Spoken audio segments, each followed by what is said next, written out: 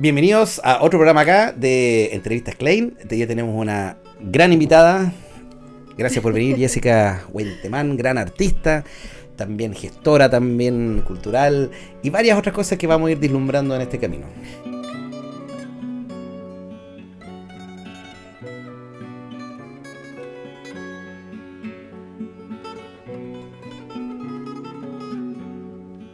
Mis padres siempre nos dijeron que en la vida teníamos que desarrollar y hacer aquello que realmente nos hiciera felices, porque no habían recursos económicos en la familia, muchas limitancias económicas, materiales más bien, y entonces no podías decir, oye, yo quiero que tú seas médico, no.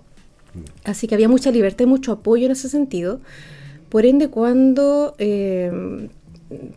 pasé por la enseñanza media, también mi opción fue, de hecho mi padre me ayudó a elegir esa opción y me inscribí en el Liceo Técnico Tiburcio Saavedra Alarcón, el Liceo Comercial de Temuco, y me fui a inscribir a técnico en publicidad, que era aquello que se adecuaba mejor a todo lo que yo quería expresar y estaba vinculado con la creatividad. Y esa fue decisión tuya. Así, ¿no?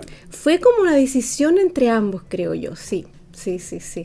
Ya, entonces igual tú muy clarita de chica, tú decidiendo también bastante parte de tu rumbo, así como yo voy para acá, quizá inconscientemente, pero tú fuiste la que fue trazando esas decisiones también. Yo sabía que iba a ser artista, yo de niña siempre me visualizaba, como que, o incluso solita por ahí en el campo, yo hacía como que cantaba, o como que recitaba, o a veces me imaginaba siendo escritora.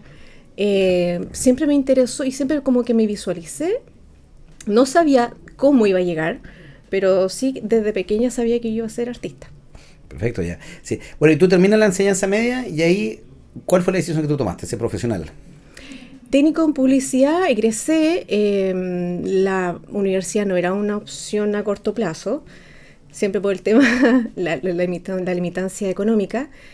Así es que salí a los 17 años, yo trabajé de todo, promotora, vendedora, vendedora mucho. Estuve un tiempo viviendo en Temuco, en Villarrica, y ya en Villarrica trabajando en un supermercado, de reponedora también estuve trabajando, haciendo carteles de publicista en un supermercado también estuve trabajando como un año y medio en eso. Oye, sí, bueno, me imagino que deben haber quedado por lo menos bonitos, así, ¿no? Oye, quedan muy bonitos. Ya. Sí. Y era muy loco porque en la época como que no habían mujeres publicistas en los supermercados. Perfecto. Entonces cuando se enteraron en Villarrica que había una mujer publicista, todo el mundo quería ir a ver quién es. Entonces llegaban a mi oficina, toc, señorita, mire, y era, usted es la publicista. Bueno, fueron momentos ahí bonitos. Y estando en el supermercado, en otro, yo sentía como que había tocado techo. O sea, yo tenía ansias, tenía ganas de seguir descubriendo el mundo. El sueldo tampoco acompañaba para una reponedora, imagínate, en aquella época, estamos hablando del año 90 y algo, 98. Así es que no tenía tampoco el conocimiento para poder dar una prueba de actitud académica, porque esa no había sido mi preparación. Así es que con mucho esfuerzo y autogestión pagué un preuniversitario en Villarrica, di la prueba de actitud académica, saqué un puntaje horrendo, no lo voy a decir públicamente porque da vergüenza. Sí, no es un buen ejemplo. Pero, claro, me alcanzaba para una carrera artística, fíjate tú, con un puntaje bajo, bueno, que era lo que yo quería.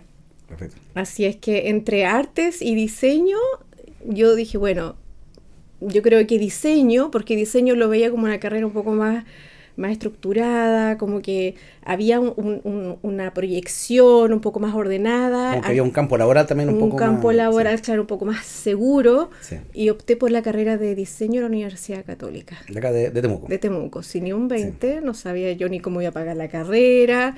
Ya estaba dentro, me había inscrito, me había matriculado y luego el resto era solicitar formas de apoyo, becas, crédito, lo que fuese. Pero cuando vivía en Temuco, cuando vivía en Temuco, yo antes de entrar a la universidad, yo había tenido un acercamiento a un espacio que se llamaba en aquel tiempo Hogar y Centro de Desarrollo Sociocultural Mapuche. Perfecto. Sí, sí. Entonces cuando logré entrar a la universidad, jugándomela con todo el papeleo que pedían las asistentes sociales de la época para poder acceder a algún tipo de apoyo, recordé ese espacio porque necesitaba una residencia, un alojamiento y no tenía dónde en Temuco, así es que llegué a ese espacio, bueno. Claro, porque en ese momento tu familia vivía en Gorbea, ¿sí? Cerca de Gorbea. Sí, en Gorbea rural, sí. Ya. Y no era muy fácil, claro, el viaje, no teníamos redes de apoyo familiar en Temuco, era complicado. Sí. A mí me llama la atención un tema que ha sido como, que tú lo has mencionado varias veces, que tiene que ver con el tema de los recursos, porque al final uno hoy día, yo creo que siempre uno ve la historia de la humanidad y generalmente muchos de los que acceden al arte son personas que tienen una situación económica más o menos alta o por lo menos media, porque siempre ha sido difícil, es decir, solamente el hecho de la materialidad, de las telas, la pintura, todo tiene un costo. Entonces, en tu caso tú mencionaste que tú creciste en situaciones obviamente sin tantos recursos, pero aún así insististe en esta carrera, que me imagino que la presión de todo, no sé si de la familia, pero del entorno es como, oye, ¿cómo te vas a dedicar a esto? Así que me parece curioso. Entonces no sé, que cuando tú entraste en la carrera, ¿también te pareció eso o había más personas también con ese mismo ahínco, así como de querer hacer el arte sí o sí? Mira, como durante mi infancia y gran parte de mi adolescencia yo no sabía que el arte era elitista, no Eso tenía bueno, idea. quizás se lo hubiese sabido, hubiese pensado otra forma. A veces es bueno no saber ciertas cosas. Claro, no tenía idea, entonces a mí no me importó. Para mí era como Ya. una carrera y un sueño como cualquier otro. Y que todo ser humano tenía derecho a acceder a lo que quiere su corazón y su alma, a desarrollar lo que tiene dentro. Claro, después me doy cuenta de que sí, todas estas carreras como eran un poco elitistas, pero fíjate, en la universidad yo también tenía compañeros que eran muy... se sacrificaban bastante por estudiar y lograr ese sueño. Habían chiquillos de Santiago, del sur, de Puerto Montt, con todas las complejidades que significa tener que trasladarte de una ciudad y de varias regiones,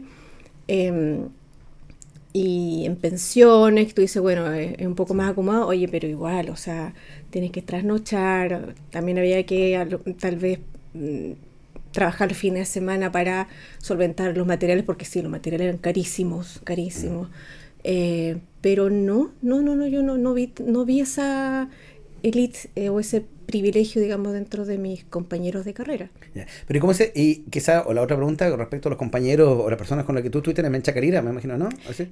Sí, Sí, de Huachacalira. entonces es como que esto es una historia que siempre, ¿qué pasa cuando tú, como, bueno, que creciste en lugares justamente a lo mejor más rurales, de encontrarte de repente en un epicentro donde todo era arte, donde todo el mundo hablaba de eso, más o menos esfuerzo, los profes, tus compañeros, todo? ¿Cómo se sintió eso también de finalmente llegar a un mundo y decir, wow, decir esto es lo mío? Así. No, un bombardeo y una señal de que estás en un lugar que es el correcto.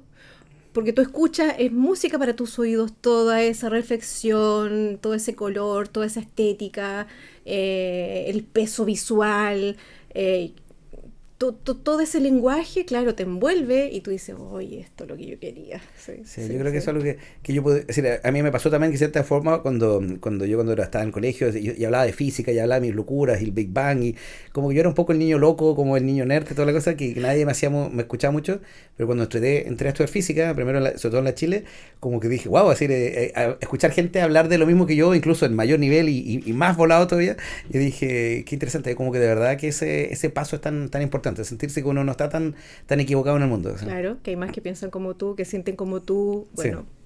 Sí. Oye, bueno, y ahora sí, ¿en qué momento tocaste la grega? Literalmente en este caso. ¿En la universidad? Sí. Fue en la universidad, fíjate, en un ramo que se llamaba Técnica de Procesos Productivos Cerámicos. La carrera era como muy integral en aquel tiempo. Y toqué el barro, toqué la greda y bueno, yo siempre lo comento y para mí fue como un cortocircuito, fue como, este material es exquisito, es tan amable, tan dúctil, tan plástico, que se pueden hacer muchas cosas. También tengo que mencionar que, bueno, no sé si en algún momento vamos a tocar justamente el tema como mapuche, pero estando yo también en el hogar mapuche, fue para mí como una doble universidad.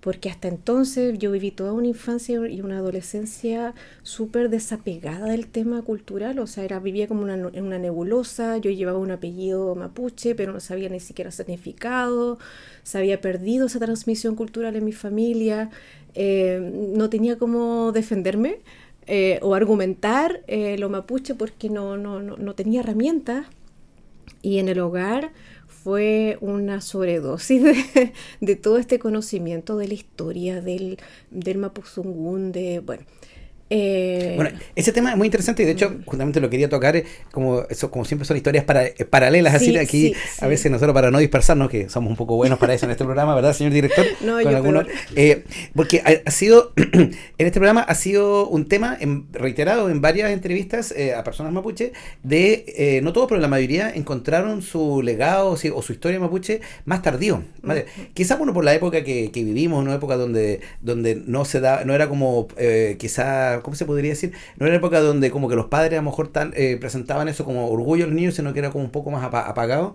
Pero ha sido bien repetido este tema en muchas personas que han pasado por este programa y personas que yo he conocido. Entonces se da harto. Así que ese es un tema también para mí tan importante y cómo se va a mezclar después también con el resto de tu vida. Sí. Entonces cuando toco la universidad, la Greda, la RAC, y lo conecto con lo cultural, con las vasijas que habíamos visto y que también tiene ahí unos depósitos en la Universidad Católica, fue como, wow, esto es maravilloso. ¿Y qué más hay? ¿Qué más?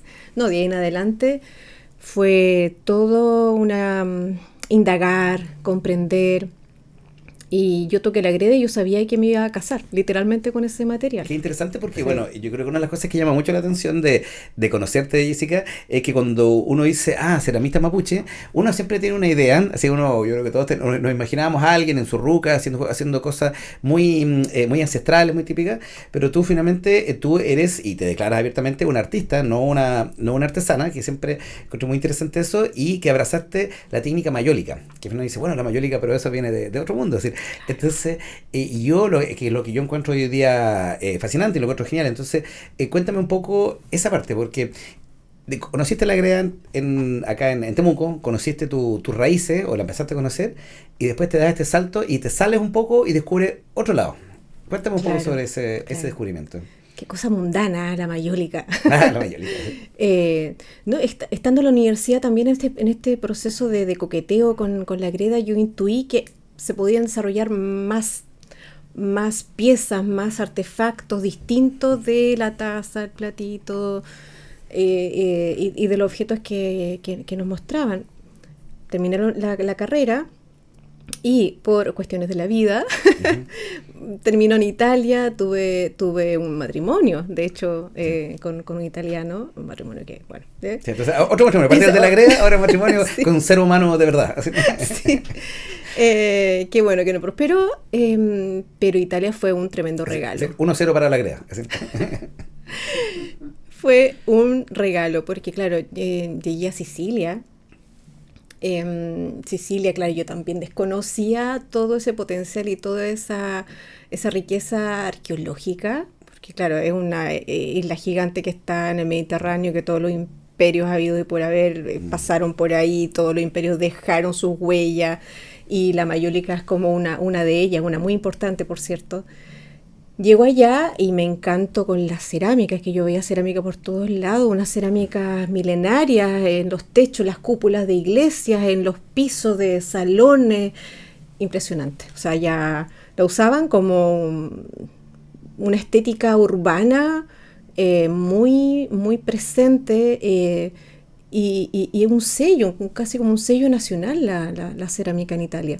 Claro, por lo que yo entiendo, quizás esto lo conversamos en un momento, es que a diferencia de repente de que uno ve acá las obras de arte, están generalmente en algún museo, están en una exhibición, están como en lugares que la tiene en casa de gente con mucha plata, acá en Europa y en Sicilia también está en la calle, está en el diario vivir, está ahí en la fuente, está en una pared, está es como está ahí, se vive el arte, ¿no? Maravilloso, se respira y te entra por los poros, o sea, te entra aunque tú no quieras, claro, la estética te permea. el gusto estético te permea y todo el dominio cultural que ellos tienen de su tierra. Eso, bueno, eso es otra cosa que a mí me llamó mucho la atención y que traje de vuelta. Bueno, y estando allá participo yo como en calidad de aprendiz en distintos laboratorios de cerámica tipo mayólica. La mayólica es una cerámica que nace por experimentaciones, errores, ¿cierto? Por ahí cuenta la leyenda que los árabes intentaron copiar la porcelana china, pero no tenían como materia prima esa arcilla blanca, que es el caolín, que es la materia prima de la porcelana, ¿cierto? Entonces lo que tenían era una greda rojiza y lo que hicieron fue inventar un esmalte para cubrirla de blanco y encima de este blanco diseñar con pigmentos y con óxidos ciertos motivos decorativos. Y por ahí aparece la mayólica y se expandió por toda la cuenca del Mediterráneo. Ahí hay un dato muy interesante que es, yo encuentro muy, muy interesante en ti, que es porque, claro, tu primer apellido es Huentemán, que es mapuche, pero tu segundo apellido es Medina, sí, que es un apellido árabe. Entonces tú estás contando que en el fondo tú estás aquí juntando como tus dos grandes líneas así de apellido en una sola gran fuente. Así. Claro, de árabe, pero que después estuvo en España, bueno.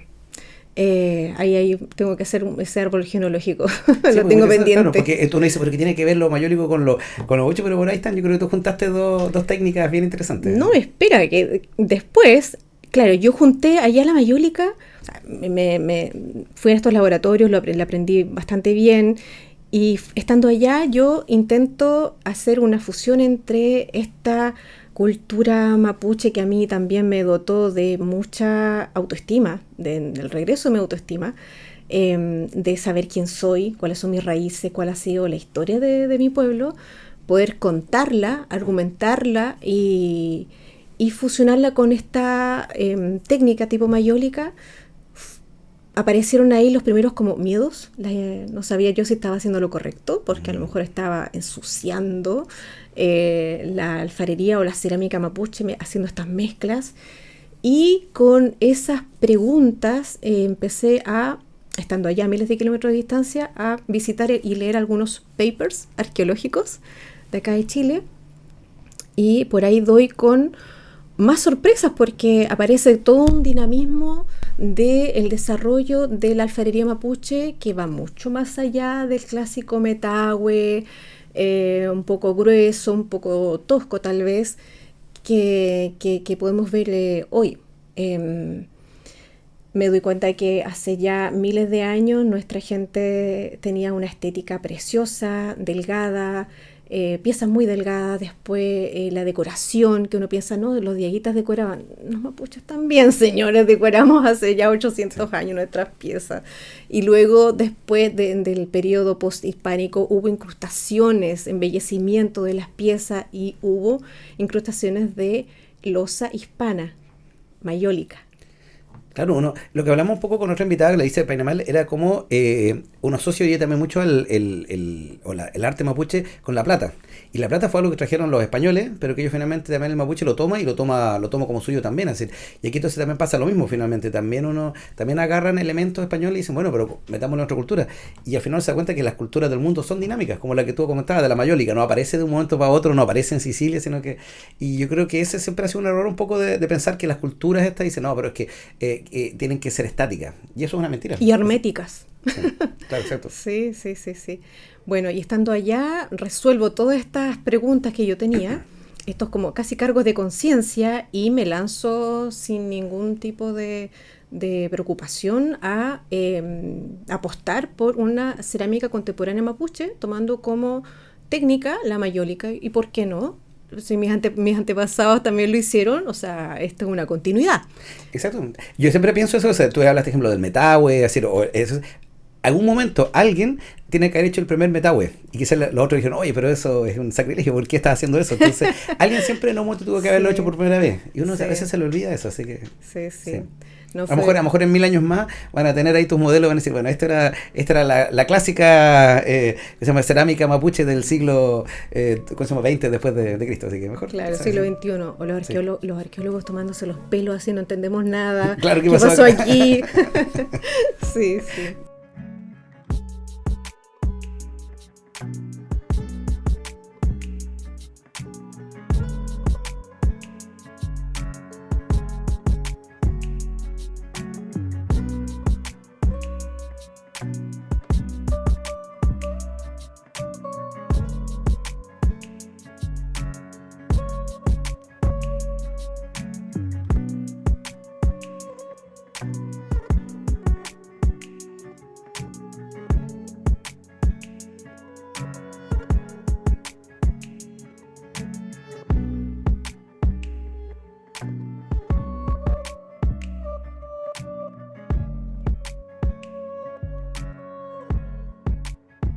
Sí, tú me estás hablando de Sicilia, que finalmente es un lugar fascinante, bueno, Italia, Europa en general, porque como tú bien decías, allá se vive el arte, se vibra, como dice un buen amigo, Europa en realidad es en sí un gran museo, ¿eh? Y donde han confluido, como deciste, miles de años de miles de culturas.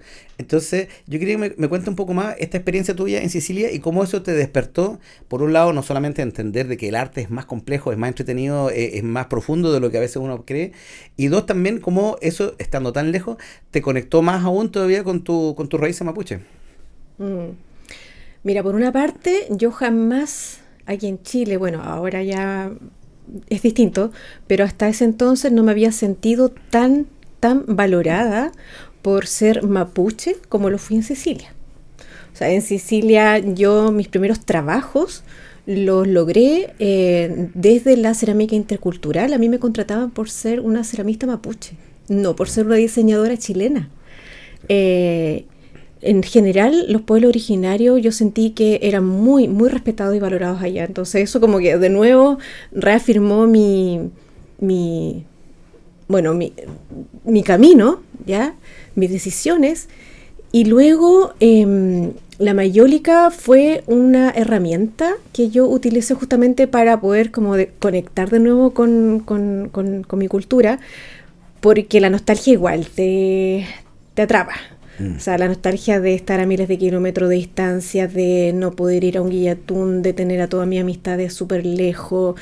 Yo necesitaba estar como tener el insumo, entonces yo recuerdo que leía mucho las poesías de Licuras Chihuahilaf, por ejemplo, estando allá a miles de kilómetros de distancia, como, y la nostalgia de alguna forma también la transformé en inspiración, como que la canalicé para poder desarrollar las primeras piezas con pertenencia a mapuche estando allá, y que fueron muy bien recibidas. Yo hice alguna exposición discreta, pequeñita, austera, pero con muy buena recepción, muy buena crítica de parte de los galeristas. Entonces, ¿qué te puedo decir? Yo agradecía eternamente de esa tierra. Sí, es bien común también eso que uno ve muchos artistas, poetas, artistas, de que de repente necesitan salir de un país para realmente valorar lo que son. Y también que el país los valore también, así como lo que pasa con Gabriel Mistral o con lo que pasó con Neruda. Es decir, es en el salir donde te dice, oye, si tu fuerza es ser chileno. Es como de repente me pasa que cuando uno va a Santiago y dice, oye, tu fuerza es ser de región, en vez de verlo como algo malo, dice, oye, ahí está lo típico, porque claro, tampoco se trata de que tú te hayas ido a Sicilia a empezar a hacer cerámica como la de allá, y tampoco era quedarte acá haciendo, sino que justamente es en esa mezcla donde aparece lo interesante y donde uno se descubre también. Así que, ¿y cuánto tiempo tú estuviste fuera y en qué momento tú dijiste, ya, es hora de volver a mi, no sé, a mi tubuna, a mi raíz? Estuve 5 años. Viví harto tiempo en Sicilia, pero también estuve un tiempo en Aosta, en el Valle de los Alpes.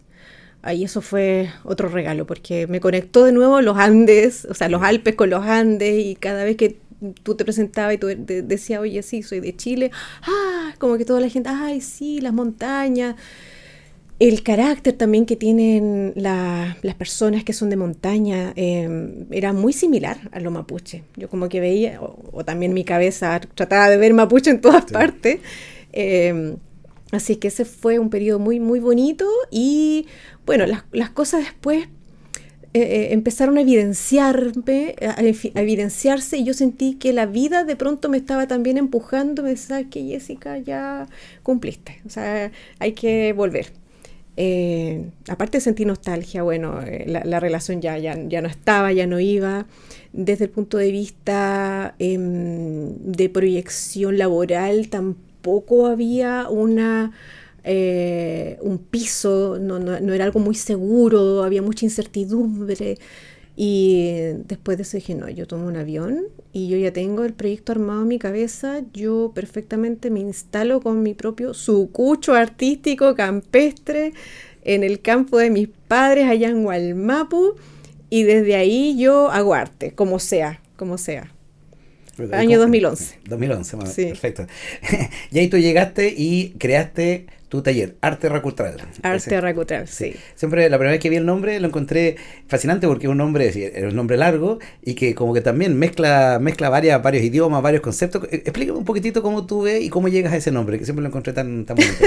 Arterra, bueno, Arterra es arte y tierra.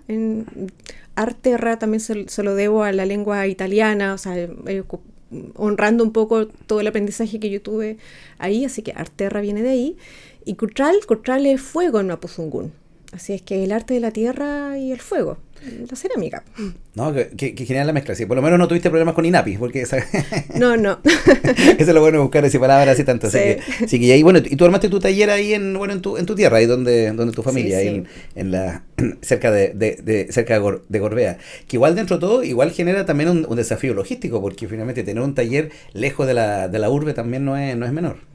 No, bueno, pero yo ya venía con el diseño, con el tema armado en mi cabeza, yo sabía que iba a resultar tarde o temprano. O sea, yo llegué ahí, armé este pequeño sucucho creativo. Mi padre estaba muy contento que yo hubiese regresado feliz, pero también no entendía eso, que la hija estuviese instalándose en el campo. Dice, pero ¿quién va a venir a comprar cerámica? Tampoco él sabía esto de la cerámica contemporánea. Él pensaba que yo iba a desarrollar como una línea de pailas para los chupes de guatita o algo por el estilo. Estaba un poco asustado. Yo creo que estaban un poco asustados. Y yo les dije, no, calma, que van a ver de a poco que este proyecto va a ir surgiendo. Se va a mantener, se va a hacer conocido. Claro, porque ¿Y así fue? Sí. Tú dijiste algo bien interesante, que es, lo que pasa es que uno siempre asocia, y a mí me pasaba antes de conocerte, que uno a la cerámica la asocia siempre a lo utilitario, hacer algo, no a algo tenerlo como bonito, como lo que tenemos acá, estos platos que tú tienes acá, son en realidad una obra de arte, es decir, no están para comerse un chacarero encima, es decir, igual lo haría, pero no está hecho para eso, ¿sí?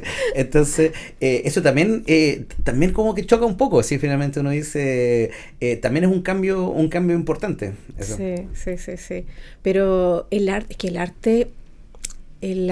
yo siento que, bueno, transmite ahí unos mensajes que son subliminares, que van a tu subconsciente, que te generan paz, belleza, bueno, distintos tipos de arte, ¿no?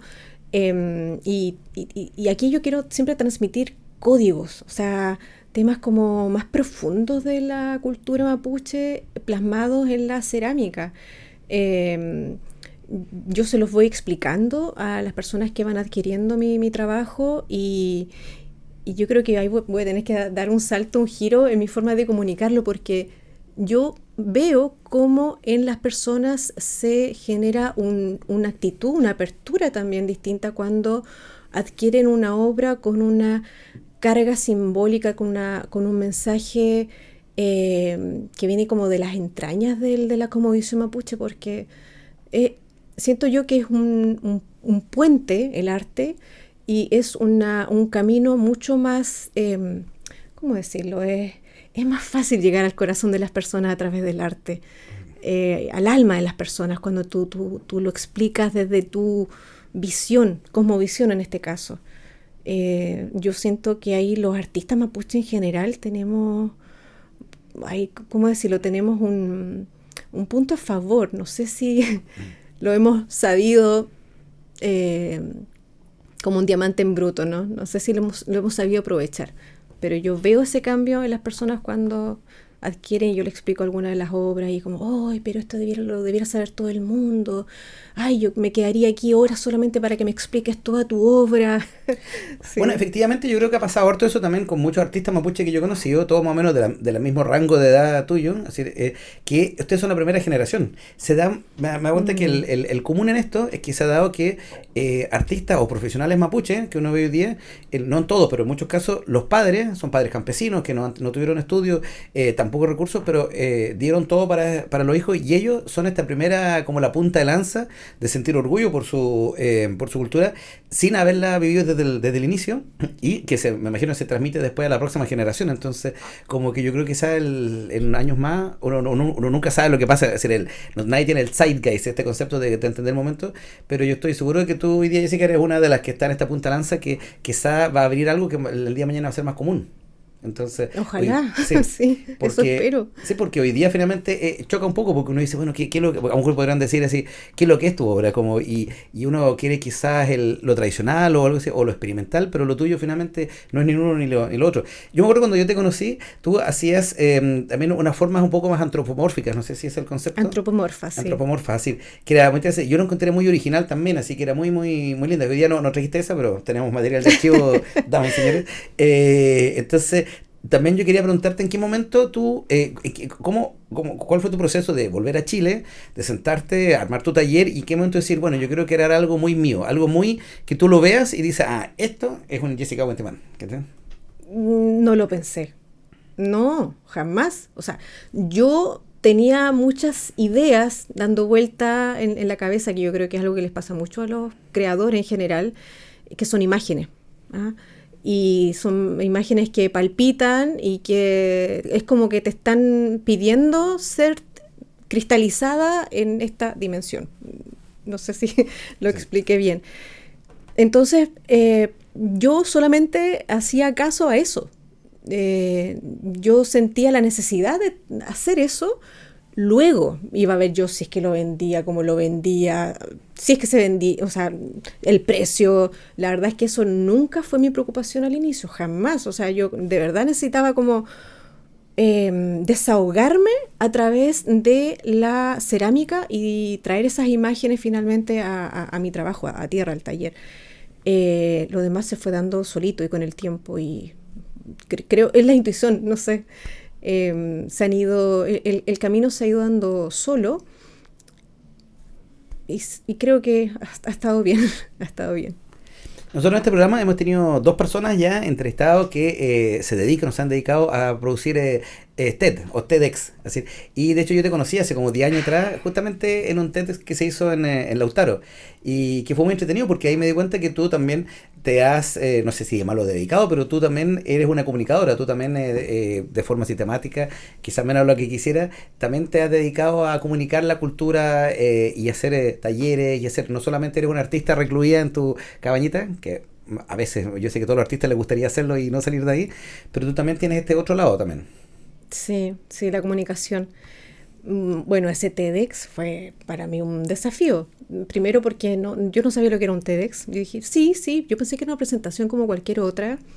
Luego me doy cuenta que era un monólogo de 10 minutos sola sobre el escenario para más de 100 personas. Bueno, me tuve que preparar, ahí tuve que apelar a toda esta educación de expresión oral, un tallercito que había tomado en la universidad.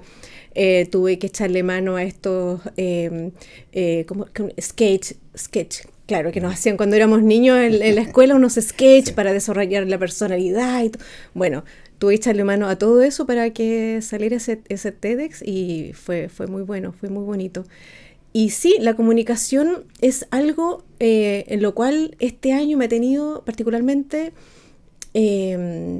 ¿cómo decir? Particularmente centrada, preocupada, porque ahora con todos estos cambios, ¿no? En donde antes era fácil, antes de la pandemia, yo simplemente esperaba que llegara algún chico y algún productor hiciera unos lindos videos, fotografía de mi trabajo y yo simplemente retuiteaba, ¿cierto? Ahora no, ahora tú te tienes que enfrentar con la cámara y subir todo al Instagram, ¿cierto? Y unos reels y explicarlo y tienes que saber que el mensaje realmente sirve a la audiencia. Bueno, entonces yo este año me lo he tomado como un año sabático en materia comunicacional porque quiero de alguna forma entender cuál sería como mi línea para hacerlo bien, porque siento que hay mucha responsabilidad en comunicar lo mapuche. Sobre todo cuando tocamos temas un poco más vinculados a la cosmovisión, no a la espiritualidad profunda, porque yo ahí no me meto, pero quiero hacerlo con el respeto y con la dedicación, la armonía y con la responsabilidad que eso amerita, porque es un proceso que lo mapuche yo me siento todavía en proceso. O sea, yo creo que voy a tener que reencarnarme 2 veces más para poder realmente profundizar en la cosmovisión. Y como siento que estoy en proceso, no quiero cometer errores, no quiero defraudar a mi gente. La mayoría de mis wenú y mis compañeros, mis amistades son de origen mapuche y siempre estamos tocando estos temas todo el tiempo. Entonces hay inspiración por todos lados. Bueno. Sí, yo me imagino esas conversaciones, de repente uno dice si estás traicionando los principios, si estás haciendo esto. Es lo que, bueno, yo comento mucho con un grupo de amigos, el síndrome del impostor, que hoy día está tan presente, así como uno debería estar haciendo esto. Así, es como muy común de los artistas, sobre todo si estás trabajando con una pertinencia cultural tan importante. Entonces, y hablando de ese otro tema que también conversamos en un momento de la vida, era de la apropiación cultural. Así, también es un concepto porque tú finalmente, bueno, tú eres mapuche, así tú, si bien tú dices tú que encuentras tarde tu línea, pero finalmente lo eres, pero también hoy en día se discute mucho, no solo en Chile, sino que pasa si es que viene alguien a hacer un blanquito rubicito como yo y se apropia de nombres mapuche o incluso de patrones o de arte mismo. Entonces, yo sé que tú también, para ti ha sido un tema ese también, tanto en lo personal, pero también en lo académico. Así yo sé que tú has estado viendo eso. Cuéntame un poco sobre eso. Sí, bueno, esta búsqueda también nace, bueno, primero en Italia, oye, la intelectualidad es regla. O sea, el derecho romano nace justamente allá. Sí. Entonces sí, ellos son como muy celosos y quisquillosos de las autorías. Si tú copias, oye, dedícate a otra cosa, porque si no te da la creatividad, mejor haz otra cosa. Son muy quisquillosos en ese aspecto. Y cuando regreso justo coincide con una consulta para la creación del actual Ministerio de las Culturas, las Artes y los Patrimonios, debería de llamarse, y los derechos culturales no estaban, no aparecían por ni una parte. Entonces, por ahí hablando también con artistas, nos dimos cuenta que la propiedad intelectual nos estaba tocando, siendo que igual era un tema que se había tocado cuando se levantó las primeras asambleas para crear la actual ley indígena. O sea, se está hablando y este tema se ha levantado en forma de demanda por parte de las distintas comunidades. Hay una preocupación por el patrimonio, hay una preocupación por lo cultural, y no se estaba abordando. Entonces, por ahí aparecen estas mesas de trabajo. Paralelo también yo desarrollo un diplomado respecto de los derechos culturales, o sea, los derechos humanos en general, y yo me hago cargo particularmente de los derechos culturales porque sentí que era algo que no se estaba tocando. Y la propiedad intelectual colectiva indígena es algo que todavía en Chile falta muchísimo por avanzar. No obstante, hay un convenio 169 vigente, no obstante, hay declaraciones internacionales. Pero cuesta porque el país como república, como Estado, que ojo aquí aparece hace menos de 165 años, o sea, imagínate, aparece un Estado en un territorio autónomo hace 2 abuelos atrás. Entonces se instala, claro, como con una visión de unidad, de somos todos iguales, y como que desde Chile para atrás no hubiese habido historia, pero si la historia mapuche es milenaria, entonces, bueno. En todo caso, es interesante porque siempre nosotros nos comparamos, en cierta forma, a Nueva Zelanda, porque son parecidos a nosotros en muchas cosas. La única diferencia es que fueron colonizados por ingleses, para bien o para mal, y ellos sí tienen un tema de reglas y un tema también de su cultura bien establecido. Pero Guatemala, entonces uno dice, ¿por qué nosotros no? ¿Qué nos falta hoy día para de verdad establecer, no solamente con respecto al arte y la cultura mapuche, sino que con todo nuestro arte, el Yaguita, los Selknam, y que decir, oye, no se trata de que ahora no, es que si tú no eres de la cultura no puedes usarlo, sino que si lo vas a usar, bueno, paga un royalty y paga derechos. ¿Qué nos falta para llegar a eso? Si no se trata de limitar, se trata de ordenar esto. Bueno, yo hay una opinión, yo creo que esa opinión es netamente política. Yo ya me perdí un poco cómo están los avances en esa materia. Yo sé que hay académicos que se la están jugando, pero que no es tema en el Senado. Hay siempre trabas. Yo siento que de momento hay que también educar en lo social. Los propios artistas creadores de los distintos pueblos originarios debieran de empoderarse y empaparse de estos temas, y empezar a generar una pedagogía, porque también muchas de estas vulneraciones, errores se cometen por falta de información, y yo tampoco quiero caer en que todo el mundo patenta con mala intención. Bueno, hay algunos que es muy atractivo ahora lo indígena, la verdad, comercialmente, es muy atractivo. Entonces, claro, está la tentación por parte de las empresas de patentar y hacerlo todo como muy indígena, aunque tú de indígena ni siquiera tengas un vínculo. Claro. Eso es como lo frío, no tengas un vínculo, una conexión real, una relación, no. Hay que hacer pedagogía, hay que generar más sensibilidad en torno al tema, y eso lo tenemos que hacer, yo siento, un poco los artistas y creadores. Si vamos a esperar que el Estado haga todo, entonces va a ser un proceso demasiado Yo largo. también he pensado, y esto es algo que se ha conversado en algunas partes donde yo he estado presente, para que, por ejemplo, poder cobrar un royalty, uno dice, ya, imagínate, yo soy una empresa de ropa y quiero tener motivos así, patrones mapuche, bien, ¿a quién le pago? Entonces también es un problema, porque dijo, a lo mejor yo quiero pagar, yo vengo de afuera, pero hoy día no hay una institucionalidad, la CONADI se desliga de eso, no hay, el Ministerio de la Cultura también se desliga de eso. Entonces también uno dice, bueno, ¿en qué momento los artistas también tienen que ponerse de acuerdo? Un poco quizá como lo hizo la SCD, que dijeron, bueno, si vas a tocar nuestra música, páganos. Acá también, entonces, ¿hasta qué punto es problema del Estado, del gobierno turno o de los propios cultores? Yo creo que, a ver, las ganas de querer unirse y crear una institucionalidad que pueda representar los intereses, que sea una garantía de estos y otros temas, está siempre. Pero nos encontramos siempre como con una pared legal, administrativa, que nos dice que no, porque que no es correcto, que no ha lugar. Así es que también, o sea, yo creo que es 50 y 50, sí. Es Bueno, un sí, gallito claro. ahí. No, si uno lee, por ejemplo, hoy día el nuevo Tratado de Paz y Entendimiento que salió hace poquito, en lo cual hemos tenido también un debate acá, tampoco se habla de este tema, pero también quizá uno podría, no sé, me estoy yendo, la ola a lo mejor es como la pirámide de Maslow o así, primero tenemos que hablar de restitución de tierra, de reconocimiento, y quizá este es un tema como que viene después, no lo sé, o quizá también alguien podría comentar que al revés, pero bueno, es un tema que da para largo, y yo creo que es un tema que deberíamos debatir acá en su momento, señor director, acá en nuestro espacio, porque lo veo muy atingente a los nuevos tiempos, así que bueno. Oye, yo quiero vamos a salir un poco de la parte de política social ahí.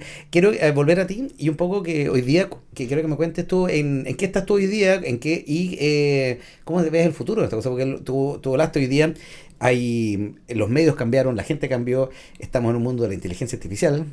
Hoy día no tenemos a Pía acá en nuestro sistema, para estar en descanso, pero sí quiero también que me cuentes un poco cómo tú ves este futuro y cómo tú ves tu tendencia artística para los próximos años. Yo tengo muchas ganas de, a ver, internacionalizar mi trabajo, pero no en lo físico. Yo como que ya desistí esto de estar exportada. No. Tal vez en mi forma de enseñar, porque yo también, bueno, sí, soy creadora, pero yo he impartido muchos talleres formando también a nuevas Huizufe en los territorios. Me he ido a comunidades desde el Biobío hasta Calbuco, y, y ya el tiempo me ha ido dotando como de una forma de enseñar que yo siento que debería de hacerme cargo de eso, y a lo mejor generar ahí un programa que cualquiera lo pudiera descargar en cualquier lugar del mundo. Mapuche vemos en todas partes del mundo. Sí. Gente chilena también que tal vez quiere adentrarse un poco en este arte. Por ahí va. Sé que en eso va a ser una muy buena aliada todos estos medios de comunicación, las formas que hay hoy día de enseñar, que ya no importa dónde estés, basta que tú tengas ahí un celular y buena señal, y la magia se da. También estoy con la idea, bueno, llegan esas imágenes de generar obras, pero de mayor volumen. No tanto volumen como la que hacen, no sé, por los asiáticos, unas obras así como de 2 metros, no, pero más volumen, más volumétrica, y tal vez indagando mucho más en algo que también está ahora en boga, afortunadamente, y que tiene que ver con el estar bien, con la armonía, con la salud mental, como con tus pensamientos, con tu forma de pensar. Eh, tengo obras o sea, en mente, tengo obras, muchas obras en mente, y quiero cristalizarlas como yendo por esa línea de trabajo. Y estoy teniendo varias solicitudes de beca, que es algo que yo alguna vez imaginé, pero no pensé que se iba a concretar tan pronto, la verdad. Yo soñaba con generar residencias, por ejemplo, en mi espacio creativo campestre. Pero ahora ya se han generado solicitudes específicas de personas que quieren venir a aprender, dormir, estar ahí, que salgamos a terreno, que vayamos a ver los museos, que vayamos a buscar muestras de gredas, de antiplástico, que lo elaboremos juntos, o sea, y yo creo que también coincide como con un periodo en el cual yo siento la necesidad de transmitir toda la información que he ido recabando. Lo he hecho, claro, de forma autodidacta, de curiosa, pero hay mucha información en torno a este tema que a lo mejor no se obtiene en las universidades. Yo tuve que indagar mucho en otras publicaciones para poder argumentar ahora lo que hago. Bueno, Jessica, estamos ya llegando al final de este programa y tú trajiste acá varias piezas, así, y quería que me cuentes un poco, bueno, de qué se tratan, qué es lo que son y qué es lo que hoy día, bueno, eso. Mira, las que están esmaltadas son unos rally. Rally es plato en Mapuzungún, obviamente decorados a mano alzada. Por ahí en el centro vemos un cortejo por parte de una pareja de cóndor, ¿ya? Bueno, tu apellido también significa cóndor. Huentemán, cóndor de la altura, sí. Exacto, Sí, así que un veo apellido reflejado también parte sí, de ti sí, ahí. sí, Así. sí, sí. Por el lado tuyo hay una imagen que inspirada por... A ver, es que a mí me encanta el trabajo que hacen las textiles, las tejedoras. Sobre todo aquellas lamienes que manejan muy bien los ñimín, los diseños en una manta. Es muy difícil. Una cosa es tejer y otra cosa es hacer diseño en las mantas. Eso yo me saco el sombrero con ese arte. Por acá tenemos otra que está muy ligada con los ñen. Se ve de hecho esa energía que fluye, que es de color, bueno, yo la he puesto como de color turquesa, pero como que emana, que está cerca de los árboles, porque en los Anumca, en los bosques originarios está esa energía. Y estas piezas son bastante recientes, pero no son recientes.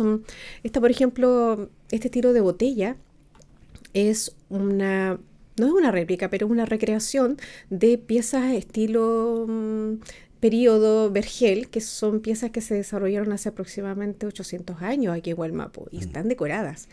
Y son de base esféricas, son bastante redonditas. De hecho, aquí hay una, esto es más antiguo todavía, sí. tipo Pitrén. Estos son nombres que le ha dado la arqueología, ojo. Claro, son todos nombres españolizados. Bueno, la arqueología le ha dado algunos nombres para poder identificarlas y dejarlas como en un tramo ahí, un rango de años. Pitrén tiene más o menos 1500, 1200 piezas piezas muy antiguas que son completamente esféricas, no se pueden quedar sentadas sobre la mesa. Maravilloso porque, claro, antes, o sea, la mesa la incorporamos en periodos post-hispánicos. Exacto, qué interesante, sí, a través de la arqueología, bueno, esa es la que nos cuenta el pasado, sí. Y una última pregunta que tenía delante era respecto a la greda, porque finalmente la cerámica, obviamente el alma con la cual tú te casaste y te enamoraste, como decías tú, es la greda. Y es tan pertinente en nuestra tierra también, es decir, nosotros somos una región rica en greda. Entonces, yo me acuerdo haber conocido, bueno, gracias a ti, que también no solamente está la greda, la clásica como café que uno ocupa, sino que también somos una tierra rica en caolín, que también es una tierra que como de las más apetecidas a nivel mundial. No sé si tú dónde sacas la greda, cómo la ocupas. Cuéntame para terminar hoy día el programa cómo ha sido porque finalmente estás sacando algo de la tierra y convirtiéndolo en esto. Entonces, sí, mira, la pasta con la cual yo trabajo generalmente, una pasta que proviene de la localidad de nacimiento, eso es Ribera del Biobío, nacimiento de la historia tiene pero mucho que decir, y particularmente Sagredo, imagínate, si hablara